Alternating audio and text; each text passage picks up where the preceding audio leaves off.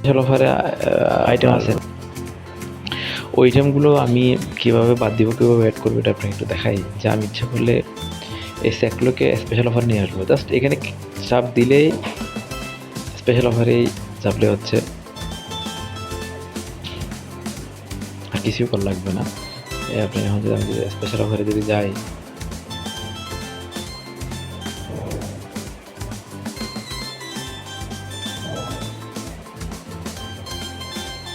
আবার প্রথম থেকে একটু আসতে হবে মেবি।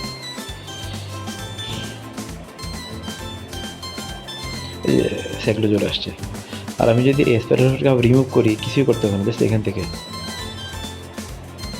ক্লিয়ার। তাহলে জাস্ট আমি আবার ব্যাক গেলাম, স্পেশাল রিমুভ হয়ে গেছে। তাহলে আমি কীভাবে অ্যাড করবো, ঠিক পপুলার ক্ষেত্রে ঠিক সেম। আমি যদি এই জিনিসটা যদি পপুলার অ্যাড করতে যাই, তাহলে সেম জিনিস, এই পপুলারে জাস্ট পপুলারে আপডেট দিব।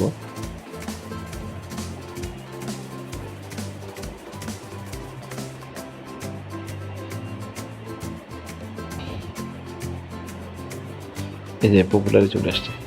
আর এখানে যে জিনিসটা আছে সেটা হচ্ছে, ধরেন আপনি যদি যে পপুলারের আছে তার স্পেশাল অফার, আপনি এখান থেকে কোনো একটা জিনিস পপুলার থেকে বাদ দিয়ে দিবেন, তাহলে এখান থেকে বাদ দিয়ে দিতে পারবেন আপনি। এই যে স্যাকলো আছে, আমি স্যাকলোটাকে বাদ দিয়ে দিলাম।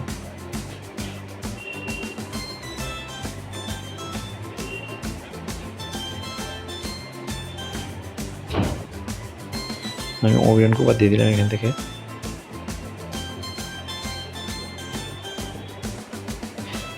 এই এখন আমি দিলাম এই পপুলার, আবার ঢুকলে কিন্তু এগুলো দেখাচ্ছে না। ঠিক সেম আপনি দেখেন, এই যে এখানে এই স্যাকলো আছে, আমি যদি আবার লোড করি অ্যাপসটা,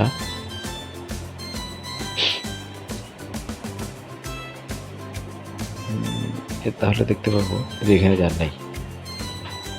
এভাবে আমি পপুলার এবং স্পেশাল অফারগুলো এখান থেকে এডিট করতে পারবো।